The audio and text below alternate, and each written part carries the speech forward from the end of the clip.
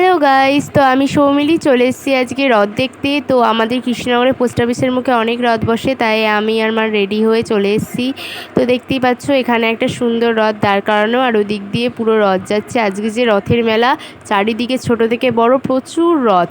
আজকে রথ আর রথ চারিদিকে। এই রথটা খুব সুন্দর করে সাজানো ছিল। রথের মেলা কিছু খাবো না তা হয়, এদিকে খাচ্ছে মা এক ঘুগনি, আর এদিকে আমি খাবো চিকেন মোমো। তো মোমোটা খুব ভালো ছিল, ঘুগনিটাও ভালো ছিল। আর এদিকে দেখো রাস্তায় আমরা যেতে যেতে সুন্দর একটা রথ দেখলাম। তো আজকে আমরা যে মেন রথের মেলা আমাদের কৃষ্ণনগরের যে গভর্নমেন্ট কলেজের মাঠে হচ্ছে, সেখানে ঢুকে গেলাম। তো রথে কিন্তু আসল যে ঠাকুর সে আসেনি, রথটা আসছে। এই দেখো, তো চলো এই দেখো, আমার বলতে বলতে রাস্তায় রথের মেলা দেখা হয়ে গেল। তো এই যে কত সুন্দর সুন্দর সেজে আসছে রাধাকৃষ্ণ।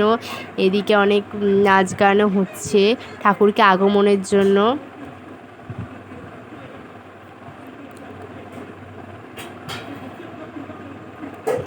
খুব সুন্দর নাচ গান হচ্ছিল, ঠাকুরকে খুব ভালোভাবে আনা হয়েছে।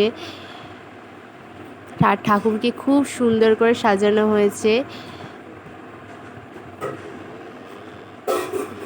এই যে জগন্নাথ, বলরাম, সুভদ্রা কি সুন্দর সাজানো হয়েছে দেখো, তোমরা দেখতেই পাচ্ছ।